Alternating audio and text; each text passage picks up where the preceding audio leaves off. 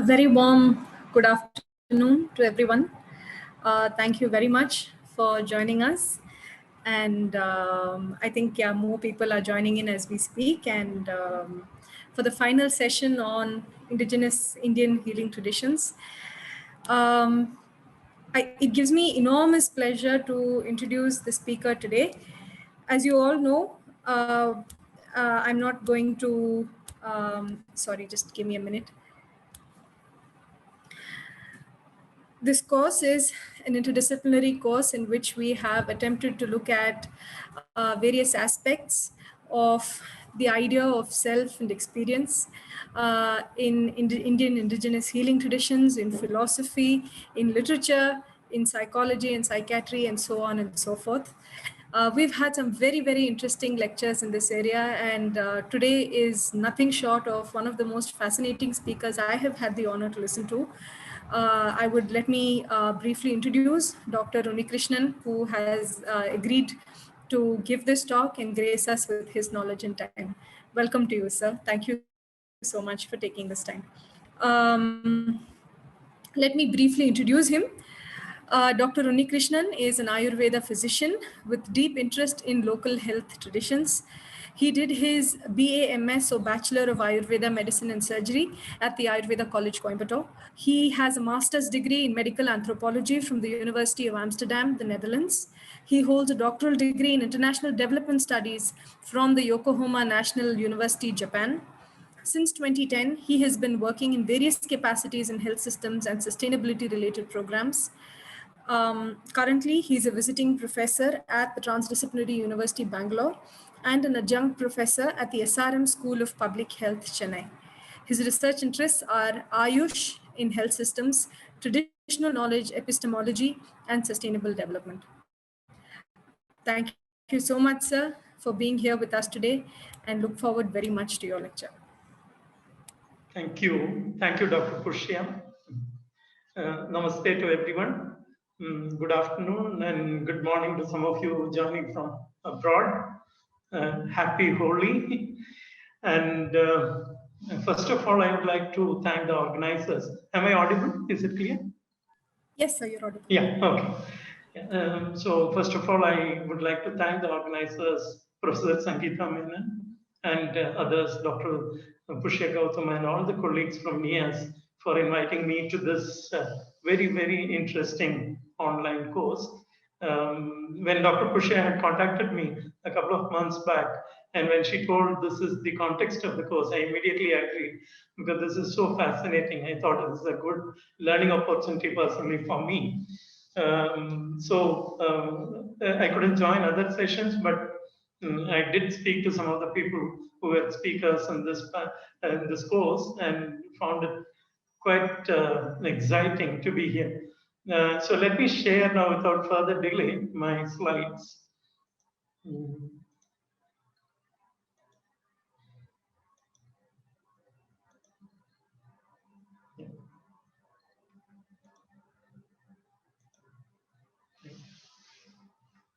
So basically, I was asked to speak about folk and indigenous healing traditions, which has been my area of interest for quite some time now. As Dr. Pushya introduced me, I have an Ayurvedic background and did medical anthropology.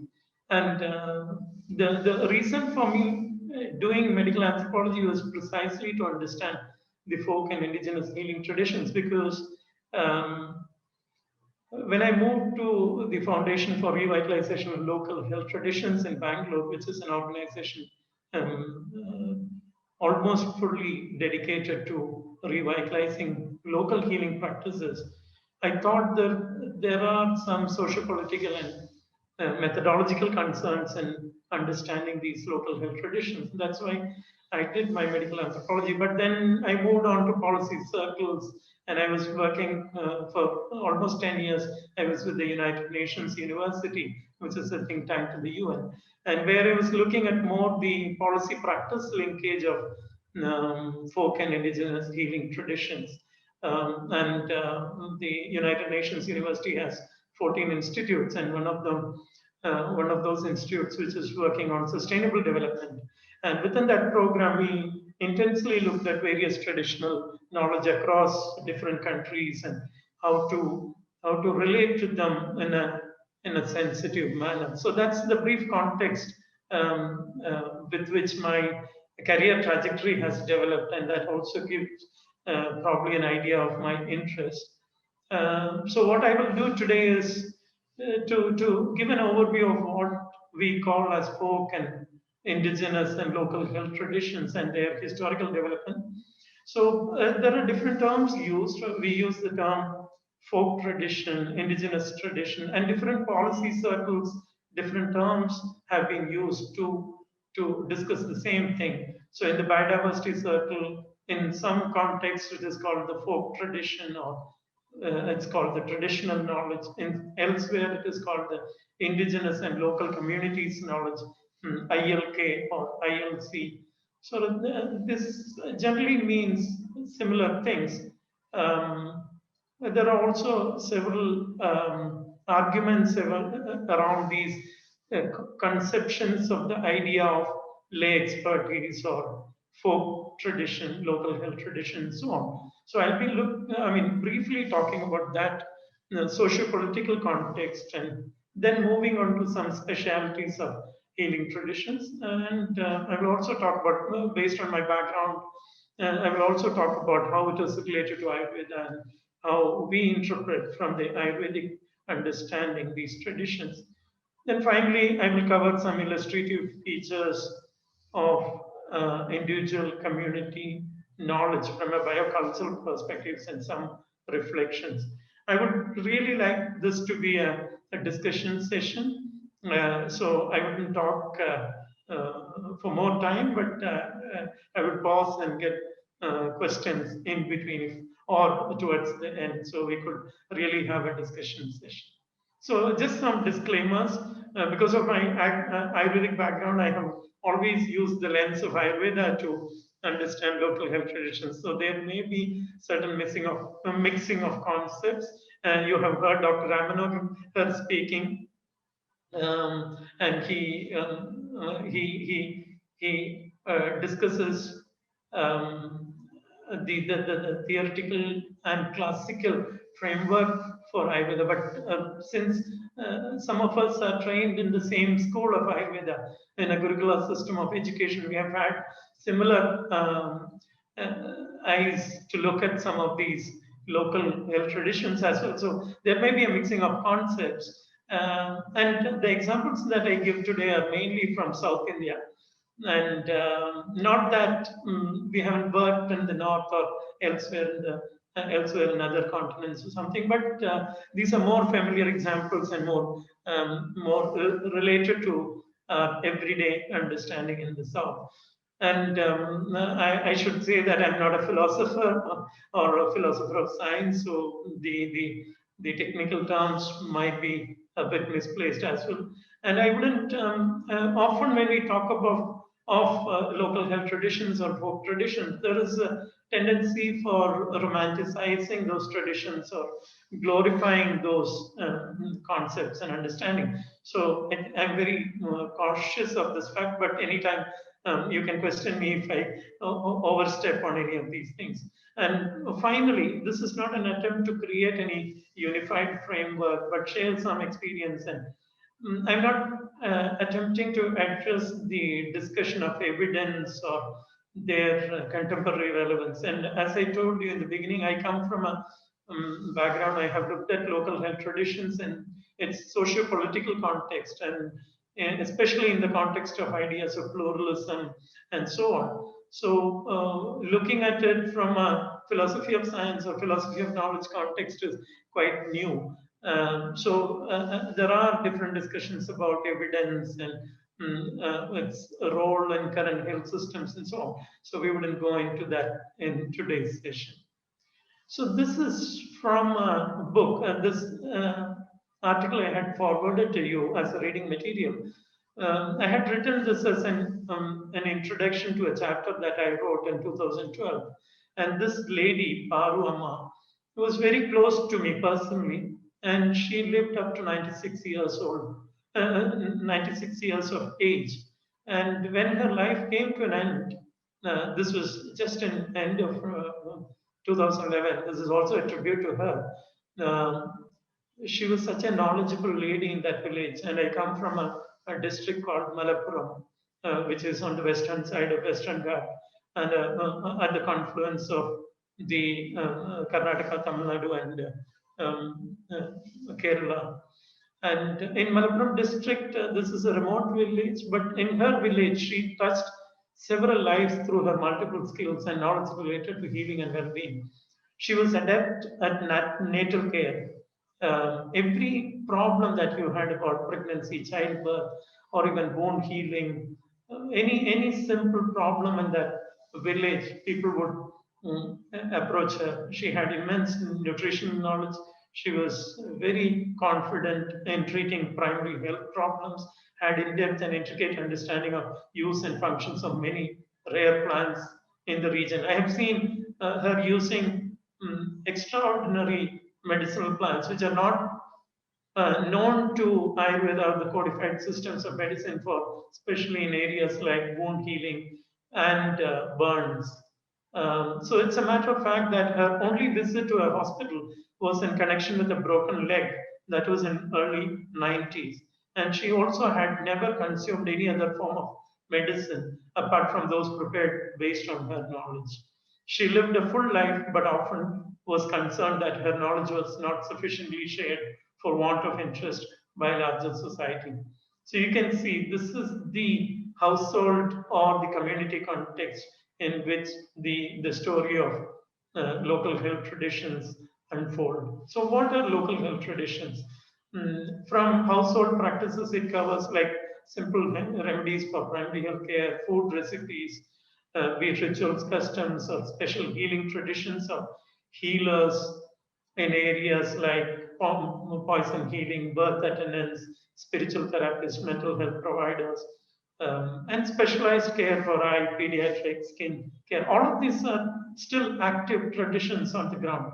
There are a large number of veterinary healers in dry parts of Karnataka and the Deccan Plateau.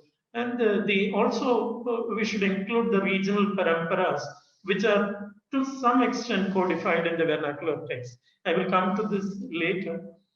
And much discussion has happened how they are biogeographically linked and how they are linked to the ecocultural systems. And the work, much work that has happened in the in FRLHT, the Foundation for Revitalization of Local Health Traditions, is exactly the mapping of this biogeographic zones and ecocultural systems across the country that has happened. And there are articles written about it. We'll come back to that later. And just to give you a snapshot of what this means, and according to the All India Coordinated Research Project on Ethnobiology, which was a project from 1987 to it was around 10 years, and this project identified that there are around 9,000 medicinal and nutritional plants used in India by approximately 4,460 ethnic groups. For some of you, this may be familiar, but I think there are many joining who are not familiar. That's why I'm repeating some of these facts. But what you see in in a later article which I shared with you, I have made this discussion about tribal and non-tribal healing traditions. And I have used three words in that article, which is about Aranya, that is the wild and the wild space of local health traditions. Then Gramyam, which is the subsistence agriculture and related traditions. And the third is the new urban usage, especially among urban middle class, how they have co-opted some of the practices when they migrate or those kinds of traditions. So if you look at the numbers, according to the, we have around 8.8% of Adivasi or indigenous community groups in India, tribal communities. That's how we call in India. And if you look at, these are completely in the forest ecosystems, and so these 8%, along with the rural population in India, which is comprising, the total number would be around 68 to 70% of Indians live in the rural milieu. If you look at those who are within the subsistence agriculture sector, most of their lives are somehow linked to this kind of practice, be it medicinal or nutritional. And of course, then in today's cities, there are these practices also, especially used by the urban middle class. So what I really wanted to point out here is that the tribal healing traditions use a lot of wild plants, and they especially use wild trees, and the understanding of healing itself is quite different from the non-tribal healing traditions. And this is quite significant, and we'll discuss that later. This lady in the picture is Lakshmi Kutiyamma. She's from the Kani community. She was awarded Padma Shri 2 years back. She's a poet. She is also a teacher. And in 1995, if I remember correctly, we had given Natuvaidyratna award to her. Why I wanted to show her in this picture is that she's a unique tribal woman, and mm, in-depth knowledge about the wildlife, wild resources, etc., and a very good writer. But she doesn't work outside of her own village. And probably the first occasion she traveled outside was in connection with some of these awards that were offered to her. So she's a poison healer. She also does a lot of primary health condition, etc. So there are varying degree of practices. There are specialization, varying degree of professionalization. We in FRLST started this program of accreditation and certification of traditional healing, etc. And that gave a kind of more professional outlook for some of those healers. So some level of codification has happened, but there is such a heterogeneity, but there is some shared worldview and framework. Now, some distinct features. Most healers, like Lakshmi Kutiyamma, it's not a full-time profession for them. They are either farmers or ordinary community households, mothers, knowledgeable ladies, women, etc. They may be barbers, shopkeepers, teachers, and a priest or a monk. And as I told you, it's very heterogeneous.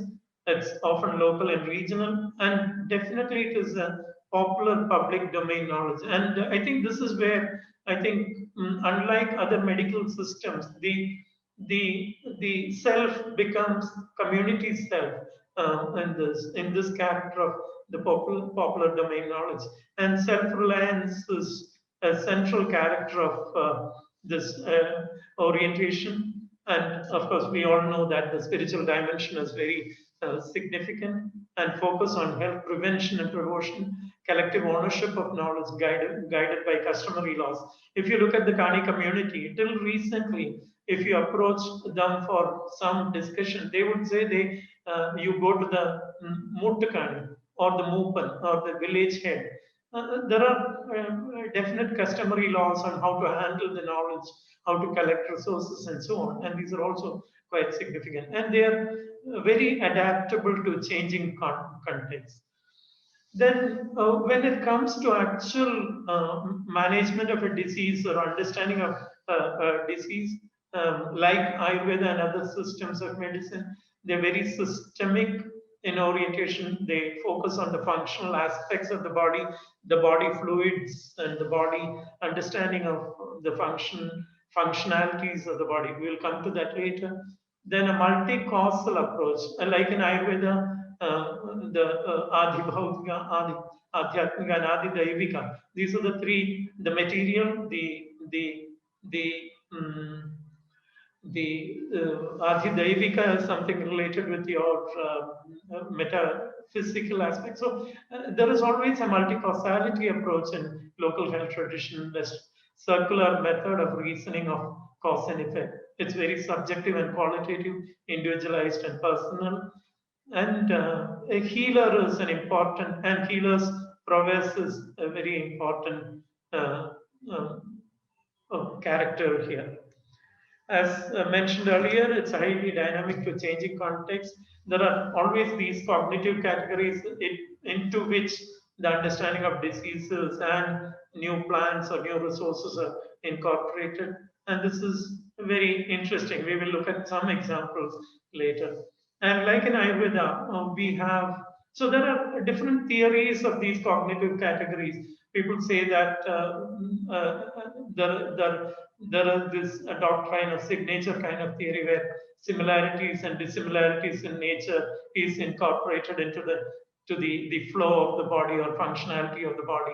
So Ayurveda, we have the Dravya, Guna and Karma Samanya. Dravya is the matter or the material principle, Guna is the qualitative aspect, and Karma is quality in respect to another object or another situation. So karma is action. And their similarities. And so Ayurveda has a beautiful concept of Dravya Guna Karma Samanya and Vishesha. So, and this is the way Ayurveda understands treatment. And this is the central concept. And so Dravya is like, for instance, um, in Ayurveda, for instance, milk is cooling because milk has certain characteristics which is like which are of this. I mean, if let me give you an example of milk in terms of kapha. Kapha is white, and if you take milk which is white, it can create increase in kapha. So this is a very, I mean, I'm giving a simplistic explanation of this concept, but this is the way that, but in a more sophisticated way is where Ayurveda has understood that. But similar principles are also uh, understood across this local health traditions. Now, look at the historical developments. This is where I think the understanding of local health tradition is also changing across time periods. If you look at till 1920s, there was no distinction between the various medical systems in India, including the practice of allopathy. It was in 1916, the Imperial Act, which was called the Medical Degrees Act, came about and which defined what is allopathy or modern medicine. And subsequently, in 1930s and 60s, there were so many provincial acts about defining what is Ayurveda and what is local folk tradition. So there were these 30 years of definitions, which then led to the 1970 Indian Medical Council Act, which clearly defined national policies for Ayurveda, Siddha, Unani, etc. So you can see that from 1920s, by 1970, um, local health tradition or indigenous medicine became a separate category. From the period of introduction of ideas of medical pluralism, which is highly researched by people like Charles Leslie, McKim-Marriott, Carl Carstairs, so many early anthropologists, cultural anthropologists in India. When it came to 1970s,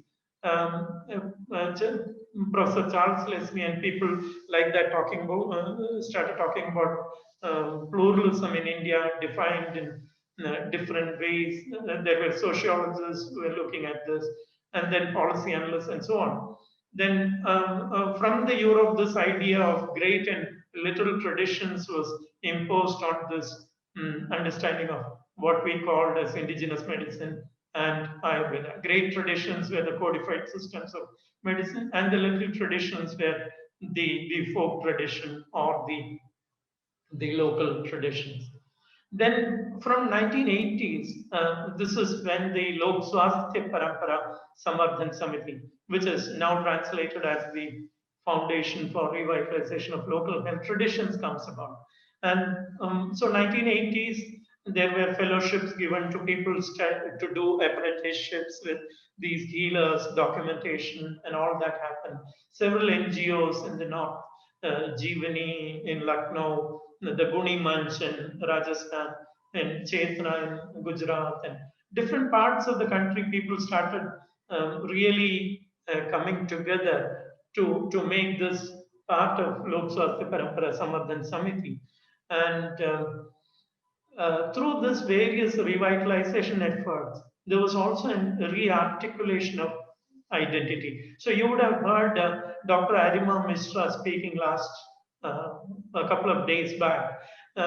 So now she published a book called Local Health Tradition with several very interesting articles. But this was not the case before 1980s, before LSPSS or FRLST, because the local health tradition as a category did not exist, and it was just called tribal medicine or folk medicine or indigenous medicine, and there were no theoretical um, discussions about um, this the way it is happening today. And in 2002, through the National Policy on Indian Systems of Medicine, first time the local health tradition also became part of the policy co-option by the government. So this is just to give you what happened in last 100 years with respect to what we call as indigenous medicine to the identity as local health tradition. And in most provinces during British period, including Ayurveda and Siddha and Unani, these were under the indigenous medicine department, and there was no distinct category at all as Ayurveda, Siddha, Unani, etc. Now, what are some of the examples? You see a very prominent tradition of Visha Chikitsa across India and abroad, and especially in the state of Kerala, where I come from, the Visha tradition is very vibrant even today, and there are long-standing textual codification around Visha Chikitsa. Then Bala Chikitsa is again another category, Netra ophthalmology, traditional ophthalmology. And this is very different from the Ayurvedic or Siddha understanding of ophthalmology. There are practitioners now. In Pondicherry, there is one person, one Vaidya, a very renowned Vaidya. He used to be a 13th generation practitioner, Vaidya Nagaraja Mutaliya. He is no more.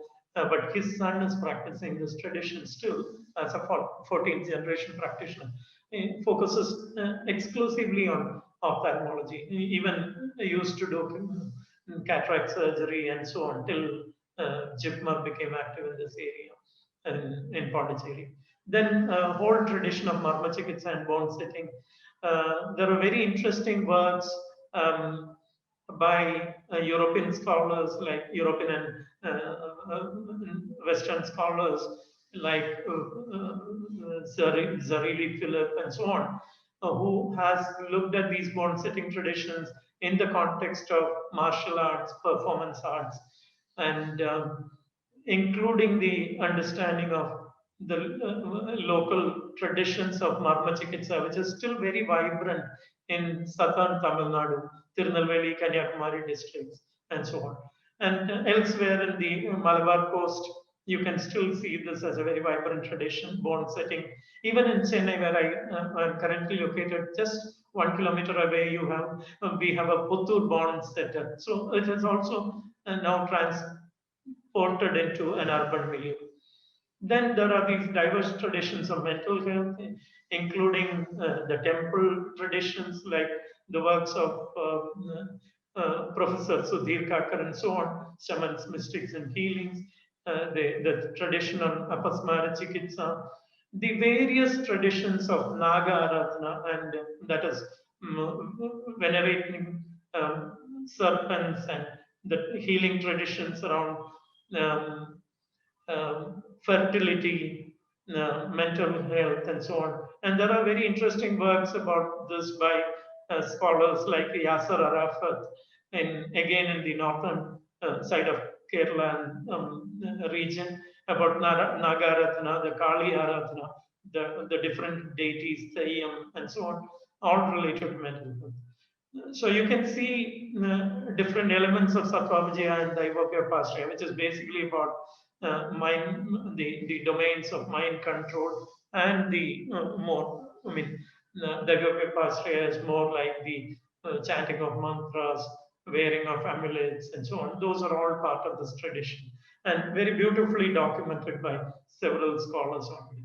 Then birth attendance, reproductive health care, again, a lot of work done from 1980s. There is a very famous book called Touch Me Not.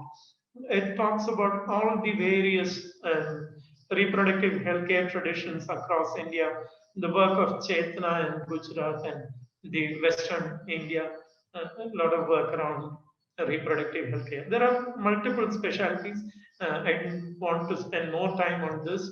Um,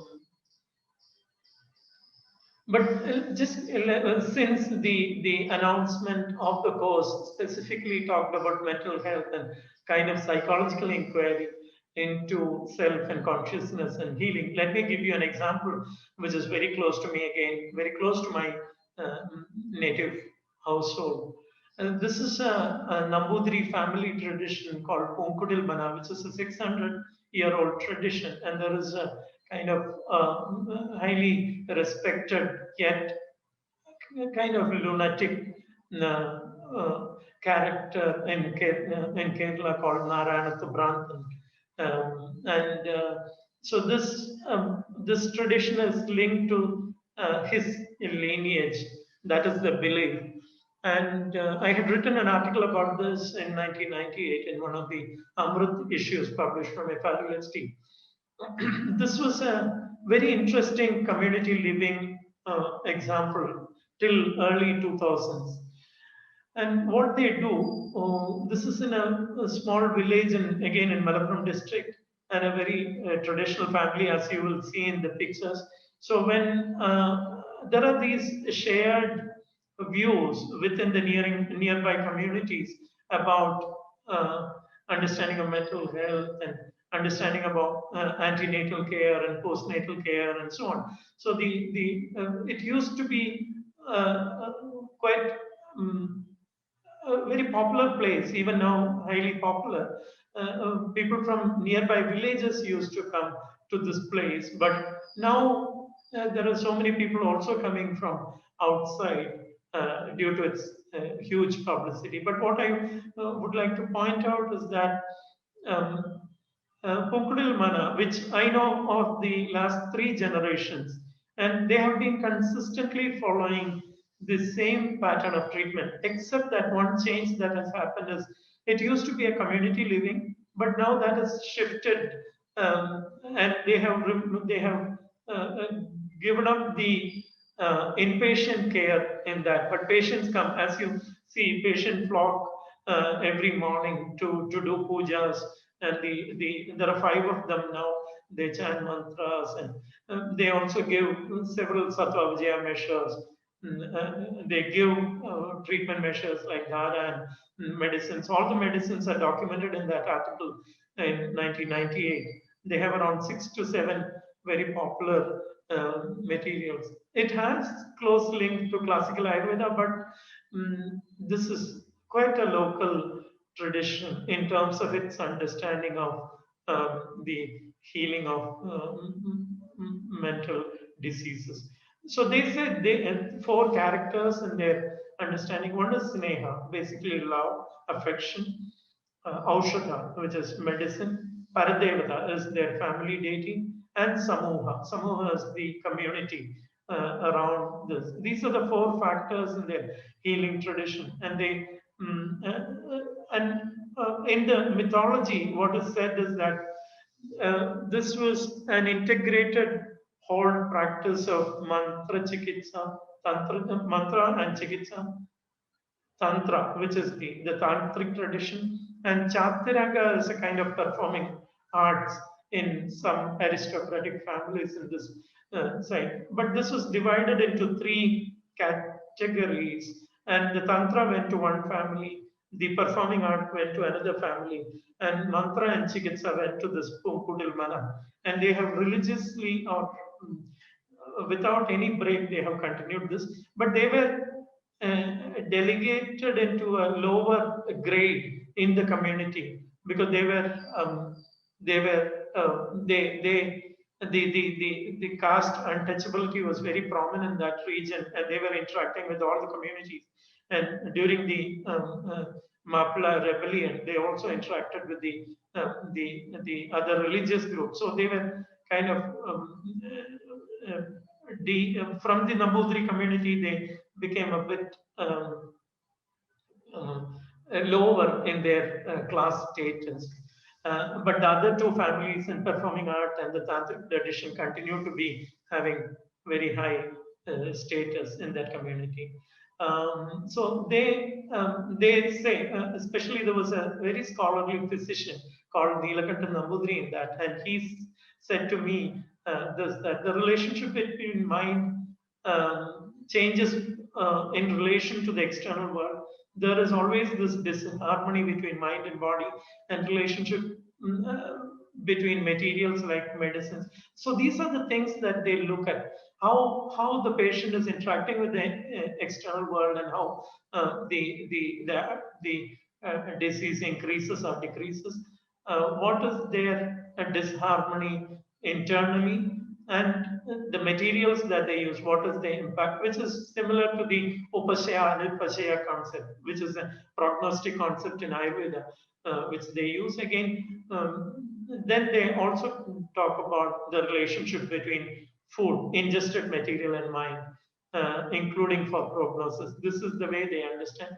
Then they use Snehapana, which is usage of medicated ghee, which is very popular in Ayurveda too. Virechana, like some purification measures. Dhara is pouring of medicine on the head, and Nasya is nasal medication, which is also there as a prominent treatment in Ayurveda. So purification, uh, sneha is literally, snehapana means drinking of ghee or unctuous material, oily material. But sneha metaphorically also means affection. So you can see some interesting parallels there. And apart from mental disease, they, as I told you, they also treat antenatal, postnatal things. They give talismans, they do puja, and so on.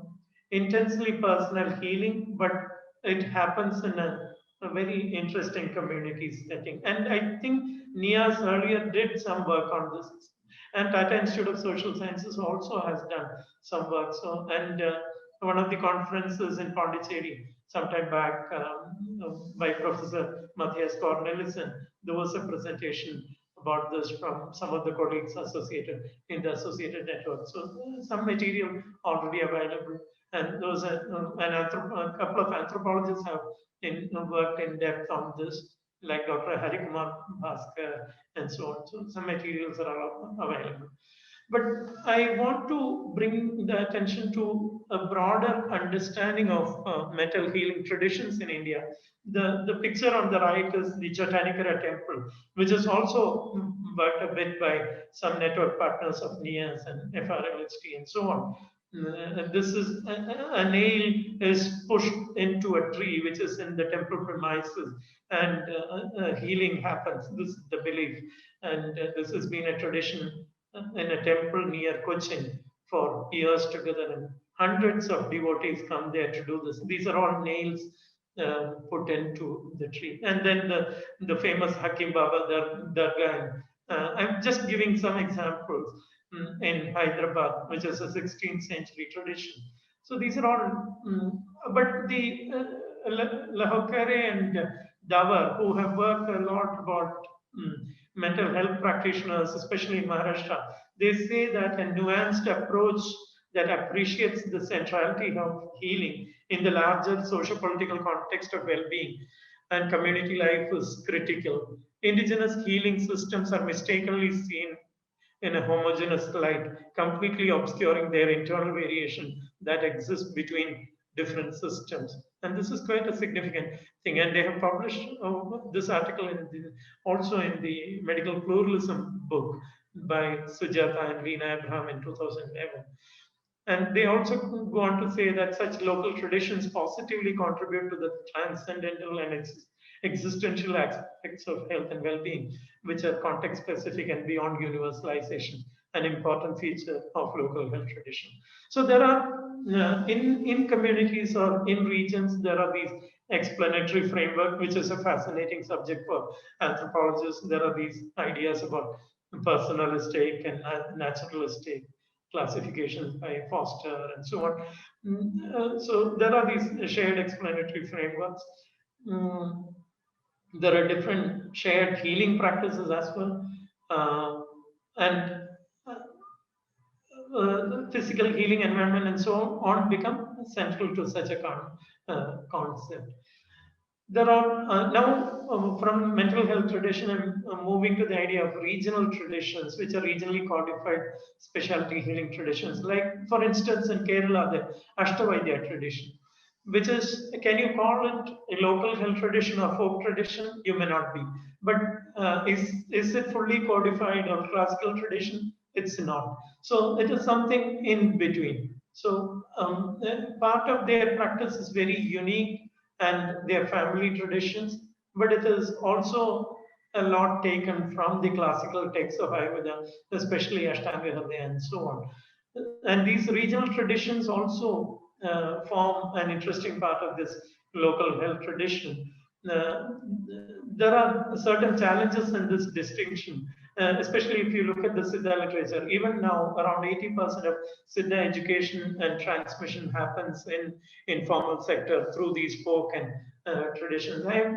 You might be knowing this place called Siddharbeta in Karnataka. Or the I was once very surprised to see a local healer, or I don't know whether he could be called a local healer, but he said he is from the Rajavaidya family of Mysore and lives in Hosur. A large collection of these Siddha medicines in his. He was not there when I visited that village, but a large collection. So it is not exactly the codified Rasa Shastra tradition of Ayurveda or Siddha tradition, but it is local tradition. Similarly, in Kerala also you can see there is a family called Nachiyal, which is one of the unique Rasa Shastra local tradition in South India. In Kerala, Rasa Shastra is rarely seen in local practice. There are some traditions in Trivandrum districts or Palakkad district, but elsewhere you won't see them. Then, so in Siddha or the Rasa Shastra tradition of Ayurveda, which is similar to Siddha, you can see that most of the knowledge production and transmission is still through these informal folk traditions. You must be knowing the Parani temple tradition with the Navapashana, how the deity was built and by one of the siddhas called Boga, and the whole story and the whole healing principles around. So it's a combination of, so these regional traditions are a combination of Lok Parampara and Shastra, and you can see this in Bengal through the Kaviraja tradition or the Ojas or the Vajpayis or the Nanal tradition in Maharashtra, the Bhuta, Panchamahabhut related traditions, the Gunis, some of the Gunis in Rajasthan, and so on. Those are strong, more abstracted traditions, but they are still quite regional and local. Um, yeah. So this is just to give you a snapshot of what is the regional codified vernacular literature. This is from Kerala, and I have taken this from a 1985 article by Dr. P.R. Warrior. And you can see post 15th century, the collection of the folk materials that's documented in different uh, manuscripts. And today, many of these are understood as Ayurvedic texts or Kerala Ayurveda texts. But this is not fully true because a large number of these formulations, the ideas of skin diseases or epilepsy, etc., in this particular text called Arogya Raksha Kalpadrumam, there are 18 types of apasmara or epilepsy mentioned, which is very local in its understanding. But these are codified and good relationship with the Shastric tradition. So the bodha or the consciousness of some of these local traditions is available also today in much more codified form. Now, I'll move on to the next um, character of local health tradition, the biocultural heritage, the biological heritage and the cultural heritage go hand in hand. If you look at the sacred groves of Malabar coast, there's a lot of work around this from Karnataka, Maharashtra, Tamil Nadu, and Kerala, and so on. And they are called Devarai or Kavu, Tirunandavana. And these are all healing sites as well for and beautifully the biological and cultural heritage forms into a healing, what we call as chitta or consciousness into these places. There are festivals, healing rituals. The picture you will recognize is of Theyyam. Healing Theyyams are there. Different types of mudiyata, that is performing arts are there for healing, etc., which are all related to some of these sacred sites and so on. Then a large body of work is also around homestead gardens and how the local pharmacopoeia has been enriched. So the biocultural heritage and world over, if you look at the biological and cultural diversity go hand in hand. The hotspots of biological diversity is the hotspots of also cultural diversity. Like in Indonesia, there are around 17,000 islands, and the diversity of communities also gives rise to diversity of cultural practices, be it in healing, food traditions, nutrition, and so on, and very well studied. Uh, then the another thing is also a lot of literature today about health and place, sacred landscapes, especially in policy circles. There are now protocols or guidance on sacred landscapes and their protection. You see in Tamil Nadu, for instance, Kutralam is a place where people go for a holy bath, and it's a healing site where many siddhas um, have been believed to be lived there, have lived there, and these are some heritage sites. They have taken the shape of a heritage site, and there are different such locales like Tirunelli or Agastyamalai in southern Tamil Nadu and so on. And they have some attribute as a healing landscape or a biocultural landscape. And across the world, there are different such things, or Punya Tirthas, the sacred waters, the locales of health, and so on. And so it's not just local today. There are so many tourists that are coming who also share some of these healing percepts of that particular locality. Uh, so till now, what I have tried to explain is that local health tradition covers a large array of household to specialty knowledge to healing landscapes to sacred groves to homestead gardens to festivals, rituals, and so on, including certain codified literatures. This is what I attempted to do. So, if you ask where is the community consciousness in all this, I think this is highly heterogeneous, but across this, you can see the oral culture and it is shared across these landscape and humanscapes. So now let's start beginning the second part of my presentation. I will quickly finish in a couple of minutes. So what I really would like to extend the discussion on is what are the sources and methods of knowledge production and transfer? What are the epistemological features of each category of community of practice which we have seen? And what the social ecological conditions? What is the transition that is happening? Because as I was telling, before 1970, the understanding of folk medicine in India was very different. And the understanding after 2000, especially when LHT was pronounced in the policy circle, it became quite different. And so there is a lot of transition. The external socioeconomic conditions are changing, and the local health traditions are adapting. So it's not the community consciousness around local health traditions is also adapting to new realities and so on. So what are those? And they're linked with the codified stream. So I think this is there in the article, the relationship between local and codified. From Charaka Samhita period, you can see how the codified has interacted and how codified has nurtured, or the Shastric traditions have nurtured the local context, and in turn, how it has nurtured the local health traditions. I mean, how local health traditions have benefited from the codified traditions. And you can see very specific references. If you want to know about the form, the identity, and the definitiveness of a medicinal resource, Charaka Samhita says you have to ask cowherds and shepherds. Then again, Sushruta Samhita asks if you Bheshaja Vyaktirishyate is the term. If you want to know the, if you want to have clarity on healing resources, you need to ask again about to hermits and hunters and so on. And in Dhanvantari Nikrudu, which is a later text in Ayurveda, very interesting reference. It talks about Vidanti Nanavidha Bheshajanam Pramana Varnakriti Nama Jati.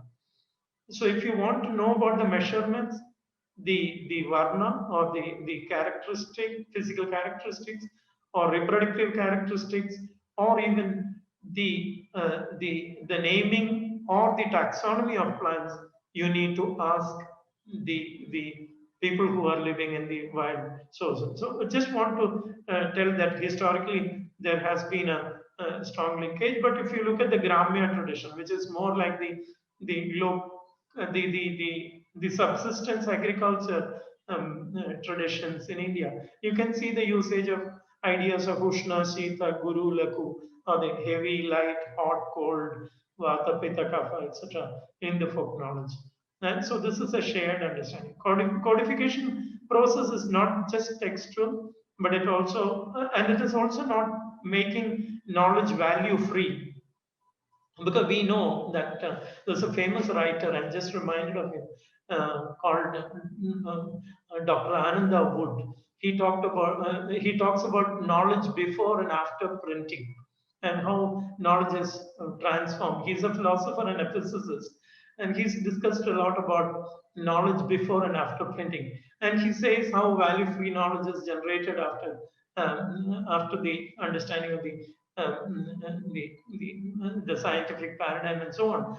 And he talks about how the knowledge used to be before this kind of a codification through printing. So it is an inclusive framework for diverse value systems. Now, I have used this as my own framework to interpret local health traditions or folk healing traditions from the perspective of Ayurveda. And methodologically, this has helped us quite very much in terms of understanding the local healers. In Ayurveda, if you look at, probably Dr. Ram Manohar talked about it, or Dr. Gangadharan talked about it. I don't know, but there are three levels of application, understanding of knowledge and their practical application. One is the Vyavahara, which is related to your Indriya and the senses. Second is the level of Shastra, which is the Vidhi and Nishedha, we call it, the do's and don'ts of related to a knowledge or a practice, which is at the domain of the what we call as manas, or the domain of mind. Then the third level is Tattva, which is at the level of your Atman, or that knowledge becomes part of you. And this is about the essential principles. So anything that is discussed in Ayurveda is either at the level of Vyavahara or at the level of Shastra or Tattva. Now, when we go to the village, this is very, for methodologically, this is very important. Because most often we ask the question, what are you practicing? And this is at the level of senses, the karmendriya and jnanendriya. But when it comes to the shastra level, the mental, in Ayurveda they say chinta, vichara, uha, dhyana, sankalpa. All these are mental functions. That is contemplating, meditating, thinking. All these. So, but then you decide what is do's and don'ts for you. This is within Nisheth, and that is the domain of Shastra. And how you ask the question how you should do, how, and with all the extension of those questions. And of course, then once that knowledge becomes part of your internal milieu, Ayurveda says about Satmya, that which resides within your consciousness, that which resides in your own self. There you ask the question of why. So if you look at, and I have had direct experiences on these aspects, especially when you go to, and I'm very conscious of not being glorifying Adivasi tradition, etc. But what I want to say is that they sometimes skip the domain of Shastra. And for a person who has some direct perception, then the knowledge really transfers into that consciousness by bypassing this domain of vidhi and nishedha. That is, there are no do's and don'ts. And I will explain a context. I was in Maharashtra in Gadchiroli, and I'm coming back to this example later. But I was in a village, a very interior village in Gadchiroli, with a group of healers. And as we were walking, the healers were just, the village healers were just trying to explain those categories, those plants, how they understand what is hot or what is cold, etc. And from somewhere, a tribal young boy, maybe not boy, but youngster came in 30s. And this person started suddenly, I mean, he took over the kind of discussion that we were having in that context. And we were into kind of a documentation capacity building program. But in that conversation, he did not talk about any hot, cold, etc. But he was just describing the plants as it is. And some people in NIAS have studied this. Professor Padma Sarangapani, we'll come back to that later. So, how the tribal children acquire the skills. So, I think now for an Ayurvedic person, they learn Shastra, then they go to Vyavahara, and through constant Vyavahara, they reach the Tattva. So through the the how question, they go to the what question and then come to why question, and then it becomes part of this. And this is a natural process. But for an Adivasi person, and this is I have experienced this in Wayanad or elsewhere in tribal communities as well. They skip this domain of Shastra, which is quite surprising. We can come back to this. And Ayurveda also says tattva is unchangeable. Shastra and Vyavahara keep changing according to needs of time and space and context. Vyavahara changes at a faster pace compared to Shastra. So, there is a Gujarati proverb, if I remember correctly, Bar goye boli badalya, which talks about the Indian tradition that every 12 mile the language changes, and we have structuralists speaking about how language is intricately linked to uh, the the the the the, the phenomenological percepts as well as the taxonomy, the lay taxonomy, etc. So it is very diverse. The Vyavahara keeps changing every couple of miles, and practice is the main source in local health tradition. But it is not just the source, it is also constituent of knowledge and skills at individual and community level. And we'll come back to this in a bit.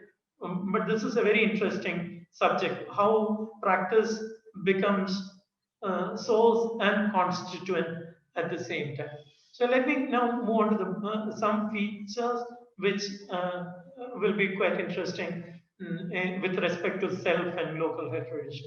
The biocultural perspective I mentioned in Ayurveda, we have the idea of there is this sloka called Yasya Deshe tu yo jata tasya tajaushtham hitam.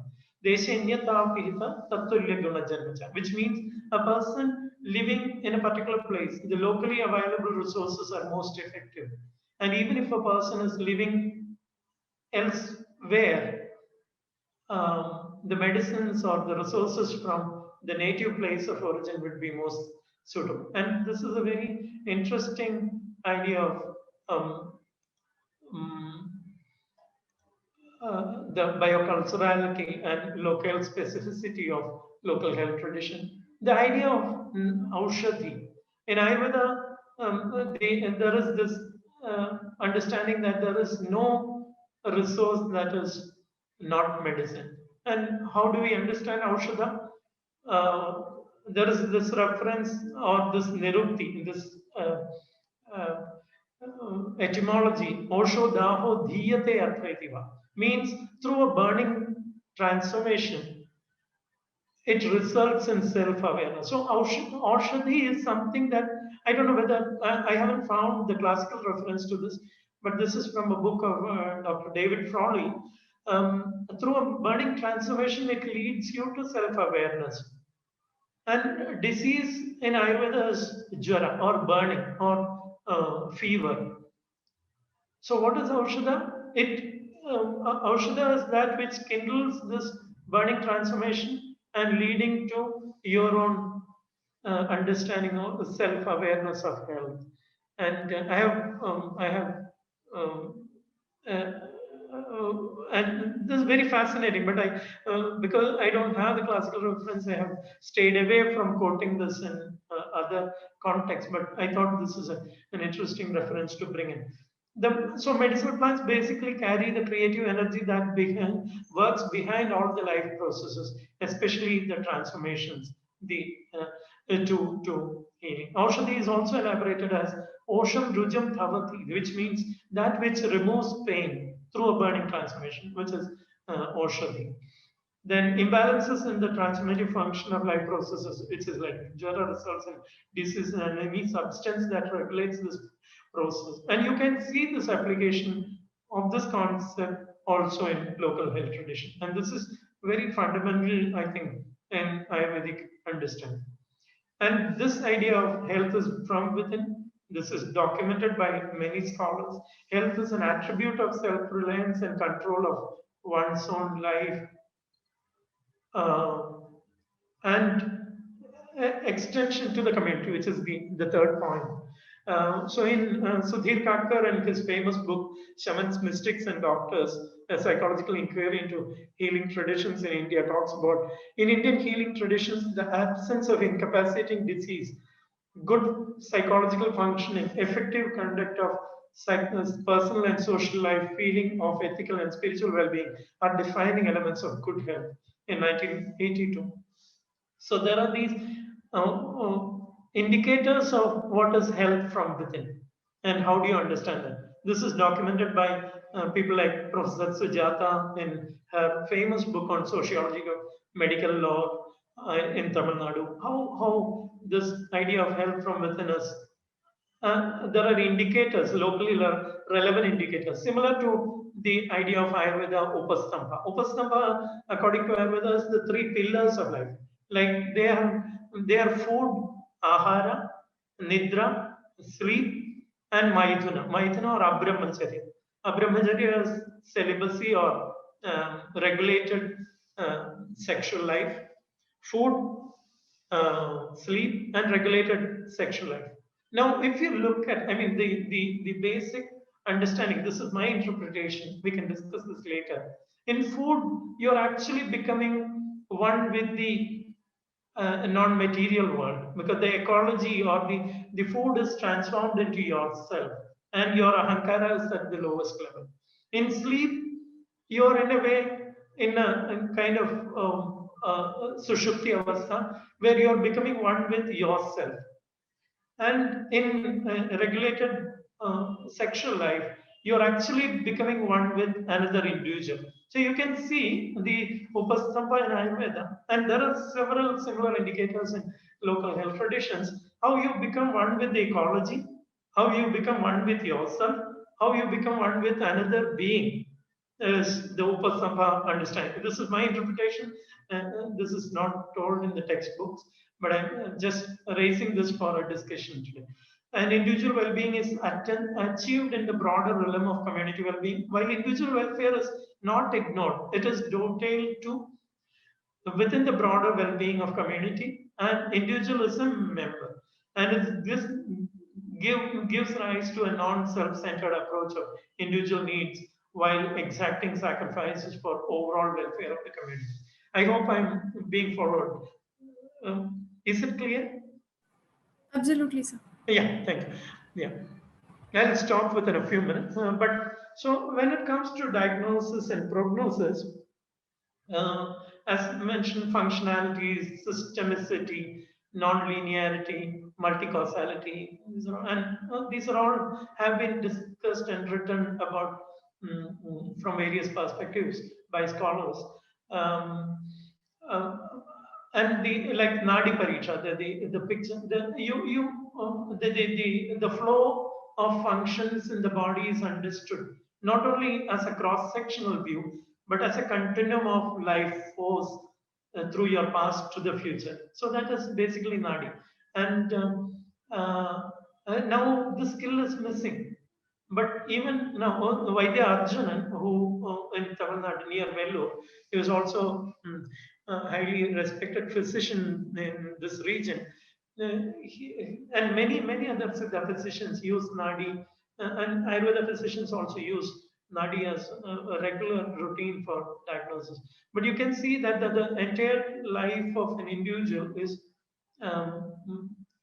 taken into this through that functional flow perception. Now, Mutra Parisha, this is a very interesting example for me. I was in Mayurbhanj district in Orissa once for a work on malaria. We were doing some community work around some prophylactic medications in malaria for malaria. And what I found was a healer. I don't think that was a tribal. Probably he was a tribal healer.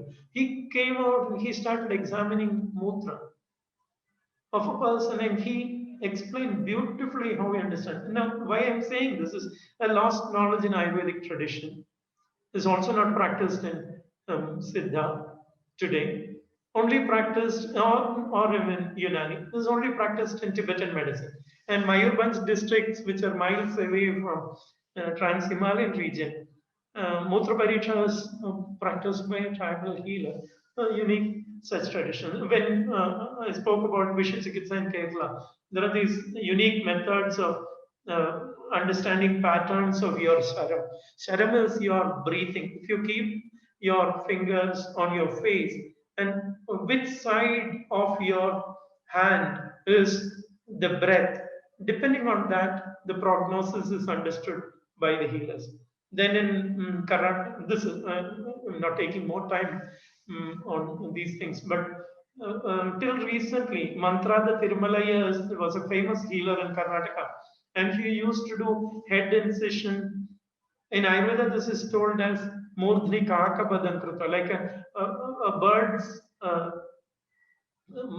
like a bird's paw or a kind of thing. A mark is made on the head, and that is used as a diagnostic as well as treatment category in Vishwavidya. Vishakal, I have visited Sri Lanka, some places in central Sri Lanka, Kegal. They even now, there are 70 odd Visha healers as a network there. They use Vishakal. It's a stone made of certain herbs, and this is kept on the Visha. And it's a prognostic method, a diagnostic method, and a treatment method. And there are traditions of rabies, poison, etc.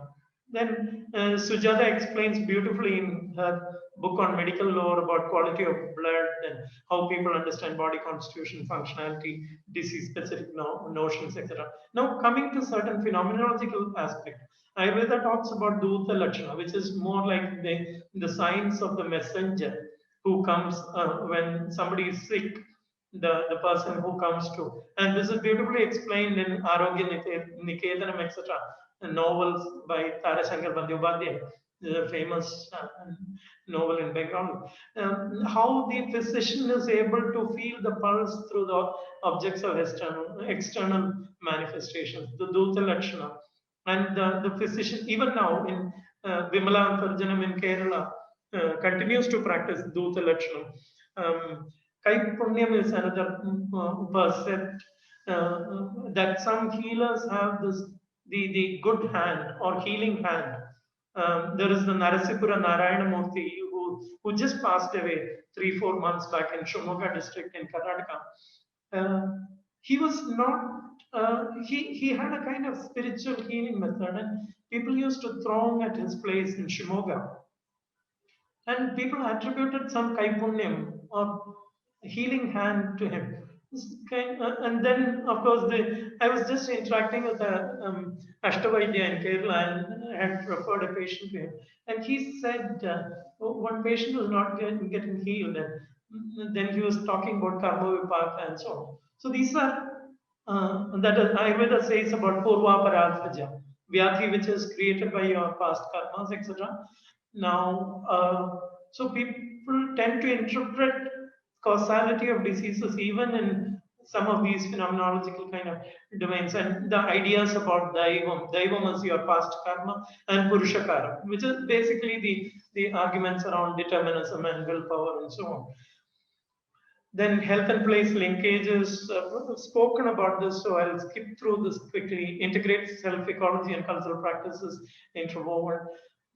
External manifestations. Francis Zimmerman, who's a French scholar who's worked a lot about the Ashtavaidya tradition, he talks that the whole Ashtavaidya, the Moose tradition, Vaiskara Moose tradition, talks about this flow in the body and the transformation, degeneration in the form of metaphors, and they are applied to diagnostic and therapeutic categories.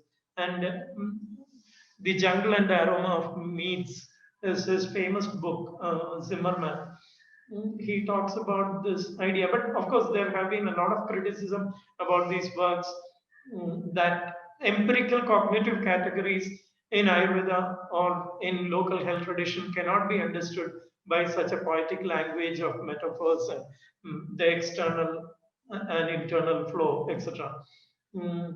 Then, of course, Darshan Shankar, who is one of the pioneers in revitalizing local health traditions, he talks about that sacredness is attributed to everything that you see, and how place and healing is. So, and Sujata also talks about the ecological traditions and performing arts and so on, symbolic representation. There is a growing body of research on mental health and well-being. And then when we come to the learning and transmission, of course, we all know that the Gurukula method and the famous works about parampara in Indian traditions is well known, but much less what is discussed is what I told you about the bypassing of the Shastra domain and passing from the Vyavahara domain to the Tattva domain. Like in Wayanad region, even now in Tirunelli there is a Vaidya called Vellan. And if you he uses Nadi, and he's become very popular and lots of patients for him. But when he was very not known, we have visited him, and there are other healers also in Vienna, tribal healers, who say that they get their prowess for healing from dreams and visions. And you can see this in Latin American and African countries. Constantly people talk about the pitras, the spirits and the dream, the visions. And if you go to like Uganda and the forest areas and meet healers in Kampala or something, people constantly have these rituals of creating dreams and visions and so on. And sometimes they well and wide told that the plants sometimes communicate. And this has been what I told about the Gadchiroli experience earlier in the tribal villager youngster who, and I asked him, how do you know what is poison? He says it's an internal sense that he gets when what is not good for body. So there is a sense of heightened consciousness of the healer in the biocultural mosaic. And Professor Padma Sarangapani, who used to be a fellow at NIAS earlier, she's done work on the Baiga region in central India. She talks in Bagmara village, for instance, virtually all adults have fairly extensive knowledge of the trees and plants in the forest and varying degrees of the knowledge. And she studied these tribal children in the schools, and what she says is that Up to 60 to 70 plants are internalized by these young children below the age of 12 or 15. So you can see that the sense is transferred. So it's not just the Gurukula method of learning, but there are different other forms. Then, of course, food and pathya, I would leave this, but internalization of the ecology, we have already discussed, and the living habitat for several generations molds an individual. This is what Sujata says in her work on medical law. The body system of the inhabitants conditions them to its ecology and binds together the various inputs of ecology consumed by them, thus creating a nexus of interpreting this relation. So ecosystems, geography, culture, season, dietary diversity, occupation, constitution, all these are interlinked in food and pathya. Very, very interesting story. Shared knowledge across communities. This species, which is called Garuda Kodi in Karnataka, especially the southern and northern Karnataka also, Aristolochia species, is used for sarpaput, a viral condition literally translated in from Kannada as snake hills. It's herpes zoster, and physicians use the healers there use it very popular. Now it's a notorious. The plant is a bit infamous because of its toxic activity. But if you look at the myth around this, this is Garuda Kodi, and it is used for snake poisoning. And across we know across historical civilizations, uh, we have this shared myth of how Garuda is linked to Sarpa. And I have seen the same practice in Kagol and Sri Lanka, and even in Northern America. Communities use. And if you look at the Aristolochia species, there are around 500 species for this Aristolochia genus. And you see that across communities, similar myths are prevailing, and similar understanding is there. Just to say that this exemplifies how local taxonomy originating from this understanding of nexus and of inside and outside worlds is translated into healing. And I did write about this in an article a few years back in a UNESCO publication, that how communities share, and there are some now there are several methodologies, very interesting methodologies from Latin America on how shared knowledge can be understood and so on. There are shared cognitive categories and key instruments of knowledge. The last two slides, I think, maybe more. Um, so the practice is an important source of knowledge, but practice gets formulated and modified and reinforces in practice. So Sujata talks about this, and she quotes Bourdieu and the idea of habitus. So between the objective and subjective world, there is a kind of deep ingrained knowledge domain which negotiates between this cognitive category and the external world, and this gets formulated and gets reinforced so very dynamically. So practice is not just already created knowledge, but it is an active dynamic component of what the knowledge really embodies. Practice is also not its source, but it is a constituent of knowledge. And Sujata says that Bourdieu's idea of habitus is slightly problematic when applied to Indian context, but she says that transdisciplinary space in which that negotiation happens is quite interesting. And creativity and innovation are continuous and emerge from the certain basic cognitive categories. Simple in design, complex in practice. Professor Dr. A.B. Balasubramaniam, who has done a lot about local technologies, he talks about modern knowledge as complex in design, but simple in practice. So if you have vaccine, there is a complex technology that goes behind that. But in practice, it's simple. You have to just put the needle. But when it comes to local health traditions, its design is simple because it's about organoleptic categories, about hot and cold and all this. But in practice, you have to practice your food, lifestyle, your medicines. You have to venerate some, do some rituals, and so it's complex in practice, but simple in design. Inherited and newly incorporated knowledge is always a combination. This is constant in parampara. Then, of course, helped by the people. It's a very interesting read about medical lore. And she uses this idea of medical lore because in India, if you look at and across the world, a lot of ideas like Clifford Geertz or Plot Levi Strauss, the idea of the various structuralists and all of that have talked about Foster. And within India, there have been like Carl Stairs, McKimmery, or Margaret Travick, who worked on Siddha medicine, Mark Nichter. And all these people have tried to capture folk traditions in particular ways of sociology and psychology, including Sudhir Kakar and so on. Sudhir Kakar admits in his book that the Western positivist framework never goes away from himself, that he's always biased when he looks at the folklore or folk medical traditions. And he admits that. Then Gananath Obeskar, a Sri Lankan scholar. So a lot of anthropologists, sociologists have looked at. So Sujata says all these have limitations. Francis Zimmerman.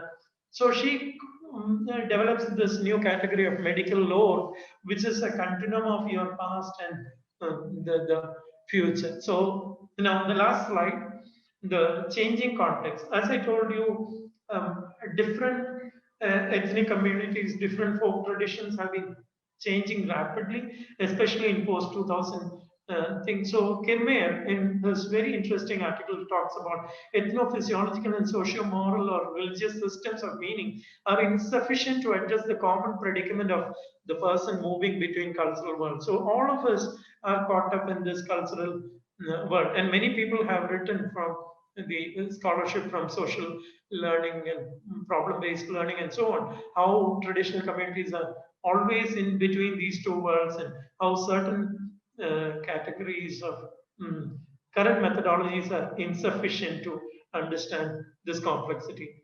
And so he also says it's not just what, how, and why. It also now should ask the question, what does it mean for something to work? Now, including this whole idea of vaccination, what it means for somebody who's getting vaccinated for it to be working, and how. So this is a kind of interpretive lens, I think, in this changing world and uncertainties and so on, we are confronted with. So significant changes within India, and I'm Sachi or a witness to this change. There is clear shrinking of legitimate space because Ayurvedic practitioners completely marginalize the folk tradition, indigenous healing tradition. Ayurveda is becoming more and more institutionalized and medicalized. If I'm to talk about it from a political angle, so that legitimate space, I think the self in that legitimate space is also shrinking. There are very interesting works about how ecology is shrinking in traditional communities and how it is. So there is a critical need for in-depth studies, and I've been writing a lot about these. So these are some of the publications about policies, because my engagement is mostly about multilateral policies, etc. So some of these works, and we constantly engage with communities. Every year we interact with a lot of healers. In India, there are very beautiful forums for interaction with local healers and so on. The Tata conducts Samvad. We regularly conduct meetings across different countries and so on. So anybody interested in understanding this, I'll be very happy to co-learn with you. So let me stop sharing. Thank you very much.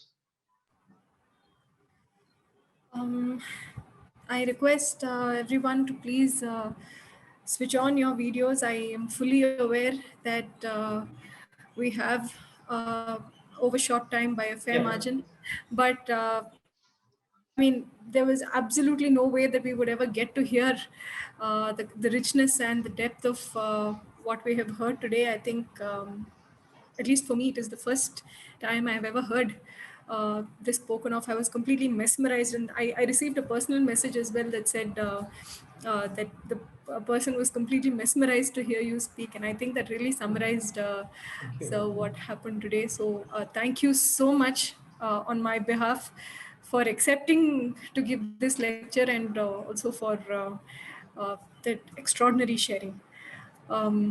So I really don't have words. So if the session is open now for questions, if any of you have any questions, please do raise your hands using the raise hand function. Um, Also, if you would like to type in your questions, that's fine. I see a couple of questions and I'd be happy to take them. If you'd also just like to say something about the session or about your thoughts at the end of this, I think Dr. Unnikrishnan was saying that he'd be happy for a discussion as well.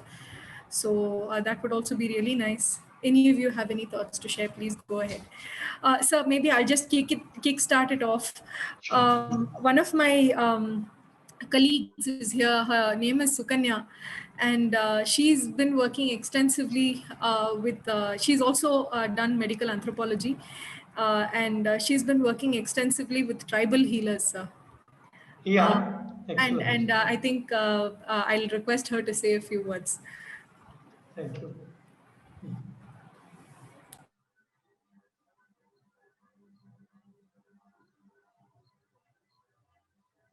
Yeah, I'm just unmuting you. Sorry, 1 minute. Um,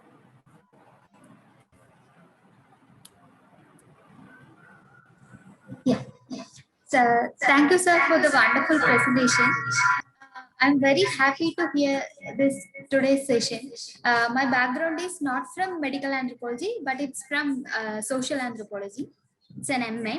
So my area of research is dealing with the indigenous healing practices of two tribal communities of Kerala. One is Adiyan from Wayanad district, and second one is from Mavelan of Kannur district. So I'm very happy to hear your talk was so holistic in nature. As an anthropologist, I can say it's absolutely a holistic talk. Your perspective also very holistic in nature.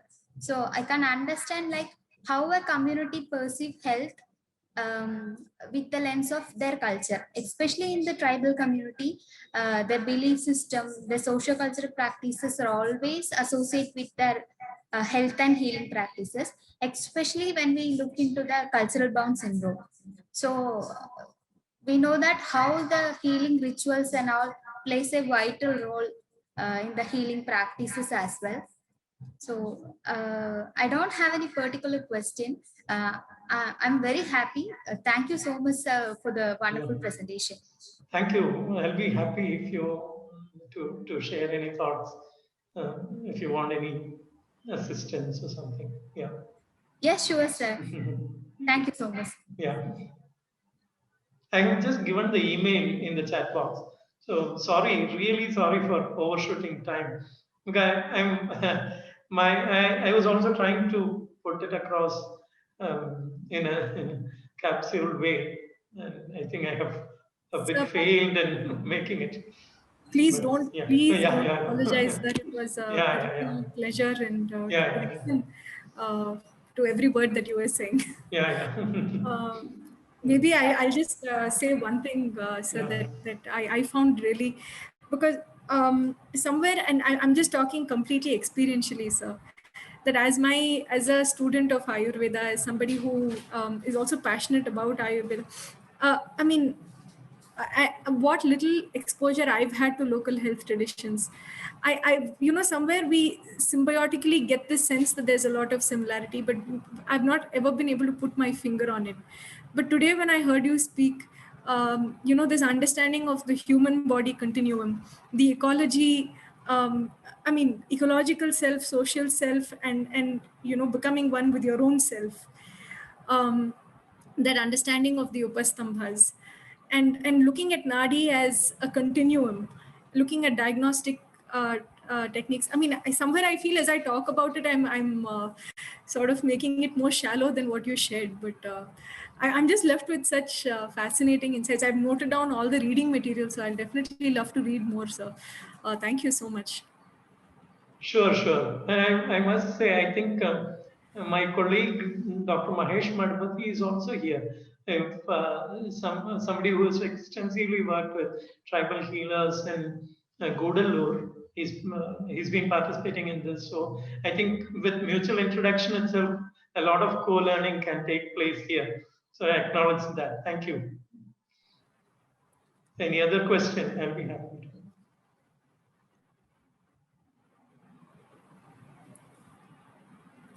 I don't see any questions here. There was a couple of comments, sir. Maybe I'll just read them out. There was one question from Narasimhamurthy who asked, I think, does Shastra, I mean, when you were talking about Shastra, Tattva and Vyavahara, there was one question about whether Shastra here means knowledge or procedure, but I think you clarified that when you spoke about, yeah. Shastra is, I would put it as Vidhi and Nishedha, do's and don'ts. I mean, if you look at how a child learns about fire, for instance, like if the child is exposed to that situation through that experiential knowledge, there is that categorization that when it is so through experience you create your own vidhi and nishedha, and community also or the society also creates certain vidhi and nishedha. But I think what you see is that in communities and folk tradition, the vidhi and nishedha is created through that practice domain itself. Uh, the shastra or the cognitive aspect of a practice and knowledge that is created through that practical experience itself. Whereas in Ayurveda, it's really different because we learn about doshas, we learn about dhatus, and that's how we approach a patient or a food, a context. So this is very different. So I just mean in a very simple term, even science could be then classified under Shastra in that respect. It's a mental categorization of what is safe, what is effective, what is rational, what is ethical, what is moral, and so on. So I think, yeah, Shastra, I mean, it's just Vidhi and Nishedha, injunctions, and yeah. I see that Dr. Mahesh has his hand up, so I'll just unmute him. Yeah. Thank you, Dr. Uni. I just had my work with indigenous community, especially in Gudalur, and then my upbringing also in tribal area.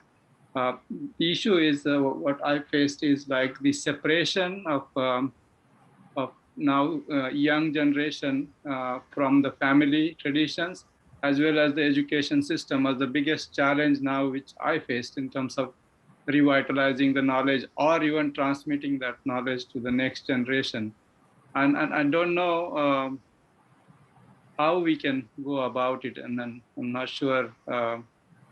And it's also like the separation from the environment where people are living. So that's also a biggest challenge. So access, most of the time, the access to the forest or the plants or to the resources has been denied, and as then the knowledge gets lost in the process. So those were the biggest challenges which I faced in a sense. And I don't know if you have any experiences from other parts where people have worked differently. Maybe it might be useful for everyone to know how to use it today in today's world. So. No, thank you, Mahesh. I think very relevant comment. And I think this the different cultural worlds that we are put into, uh, and how we negotiate health and healing and self, I think is very important. And we have, as you know, we have certain methodologies developed in our revitalization effort, etc. But those are not complete, and the experience is same across. If you look at the African literature, completely about how people are in these two different worlds, and especially with the idea of colonialism, the linguistics, and linguistic hegemony and domination, and so on. Huge issue. So very, very important comment. There are one or two very interesting comments which I would like to respond to. Does ancestral worship aid community healing, psychological well-being? I think definitely, because we have worked with some network colleagues in Africa and also in India. Look at all the Pitru Tarpana, the Bali Tarpanas, the Vavu traditions, and so on. I think we have like in Hinduism we have the Devarna, Rishi Rana, and Pitra Rana. Rishi Rana, Deva Rana is about. Let me start with Pitra Rana. Pitra Rana is about reproduction and transmission of your understanding to the next generation in the same pattern.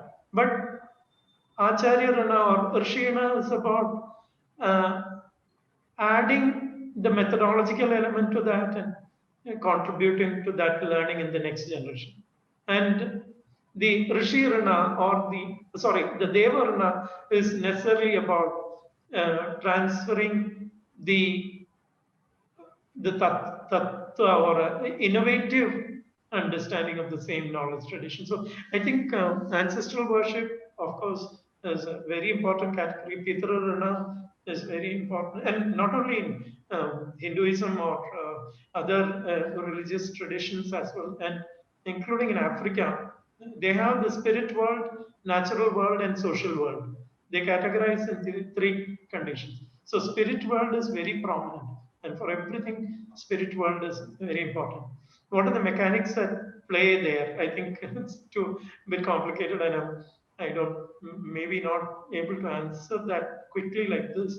The notion of transcending rational mind to arrive at intuitive wisdom was riveting.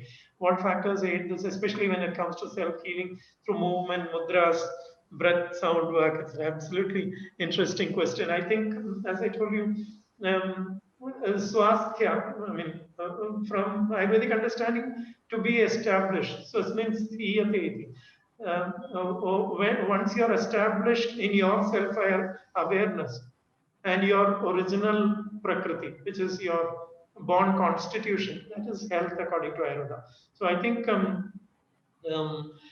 all the kind of in yoga and mudras and different movements, etc., we are mimicking external ecology through Bhagasana, Kakasana, Ushtrasana, and all that. And you are actually becoming one with the external world through the mudras. You're going to the different levels, and so I think these are all important. But I think let me stop there. Does Kerala traditional theatre performed in temple constitute a part of healing? Of course, there is a very famous book by another Unnikrishnan, Unnikrishnan, and he's written Malayalam text, very well quoted, Uttara Keralathile Vishuddhavanangal, sacred groves of northern Kerala. That is a lot of reference to that. So you could read that, or I'll share his number, you can discuss with him.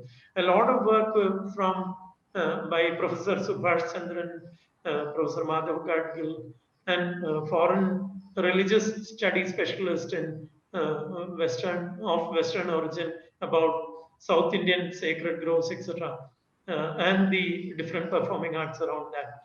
Could medical lore refer to medical knowledge codified systematically according to traditions other than canonical or prevalent one, Shastra? Of course, very interesting question. According to Sujata, she is with the JNU, Center of Sociology. She used to be the head, and she wrote this book, Health by the People, through her field work in Tamil Nadu. What she says is, there is an interplay of Siddha knowledge, the Shastra tradition, along with this lay perceptions about things. But she explains beautifully the different categories of what he very in a difficult way we call lay perception, etc.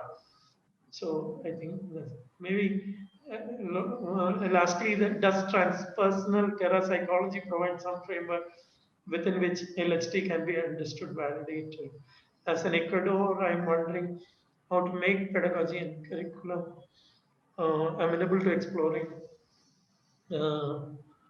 exploring to the life worlds that encompass. I have very limited understanding of transpersonal and parapsychology, but we have had some interns and fellows working from Amazon region here in Bangalore, and we have discussed this. And we have some collaborators also in Bolivia and Peru and Chile and so on, not in Ecuador. But I think it's an important subject. I'll be happy to discuss further, but immediately I'm not able to answer. So there's one more question. Yeah. What might be the way forward? Maya Dodd is asking this. Yeah. Would you like to ask that question? Can I? Would you have something more to say? I'll just unmute you. If you'd Sure. like to say something more. So she says it would be nice if you could share some of. Yeah, I think she's unmuted. So yeah. Yeah, please. Sir, at the end, thank you so much for such a scintillating talk, and there's so much to learn, and there is so much yet to do. So at the end, you had mentioned maybe that there are some groups, or I don't know if they're online groups or something, which are sort of taking this work forward. And obviously, the conversations across these groups would be very, important, I think. So just if you could share those resources and also how you imagine this to kind of, because obviously time is short, so how can this urgent work be done? Yeah, in last 3 decades, as I told, from 1986 onwards, when it became LSPSs and local health traditions and so on, it's a huge community of practice that's shaped in India. A lot of healers networks, be it in tribal communities, NGOs, now academics like Arima Mishra spoke to you. Lots and lots of academics also. Now you can see that this is also becoming an academic discipline. And in one of my articles, which I shared with you all, I have talked about this network. There's the medicinal plant conservation networks, how eco conservation sites, heritage sites are really becoming the locales of these discussions in a very intricate manner and so on. So yeah, of course, we can continue the discussion. Thank you. Yeah, there is also another question. What is important? Policy making, documentation of LHT, or transfer of knowledge, traditions to others. I think these are tricky because for definitely a lot of effort on documentation, lots of methodologies now on documentation, etc. But this, what I said, the self in that community and that healing, those elements which are in between, beyond the objective space, between the subjective and objective space, and the complete subjective space, like Nadi Paricha, Mutra Paricha, and so on. Those may not be captured in documentation, or this learning of direct from Vyavahara to Tattva, that may not be captured. So documentation can be done only of the obvious factors, but I think not beyond that. So, but a lot of policy making has happened, completely yet marginalized. We are all working towards strengthening this. As I told you in my last slide, I'll share some more materials. So thank you. Thank you so much, sir. I think Dr. Arima Mishra also touched upon this in her talk. She was talking about documentation being of tangible knowledge, and how do you define what is tangible and what is not. I think that relates a little bit to what you're saying now. So once again, from me, thank you so much. If there are any other questions, you could please mail them to NIAS CSP, and we'll definitely continue. I see that there are a lot of thought-provoking points that sir has brought up, and I think everyone is sort of engaging with them, tangling with them, wanting to see this through. So definitely we'd be happy to facilitate this conversation with sir, and he's been kind enough to also share his email ID so you could correspond with him directly as well. Once again, I think it's getting late for Dr. Unnikrishnan as well as 5:15. Thank you so much, sir. And without further ado, I'll hand it over to my colleague, Sukanya, for the formal vote of thanks.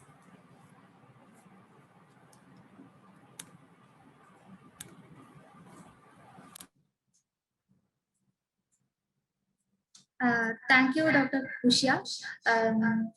First of all, I would like to thank Dr. Unnikrishnan sir on behalf of Consciousness Studies program. Thank you so much, sir, for the enlightening lecture. It was so fascinating. Personally, I really like it. So many things I can relate very well, especially with my field experience, which you mentioned about Vellan Vaidyar, who is at Tirunelli of Wayanad district. So thank you so much, sir. Then I also extend my gratitude to our head and dean of NIAS Consciousness Studies program, Professor Sangeeta ma'am, for facilitating this course and also conceptualizing this course. And I also extend my thanks to NIAS for all the support. Then I also extend my thanks and gratitude to Dr. Pushya for coordinating this course. Finally, I would like to thank Ashwini, Abhishek, Meera and Niharika for all the technical support. And I also thank all the participants for giving attention throughout the session, and also for giving good comments and participation. Thank you all. Thank you. Thank you, Namaste.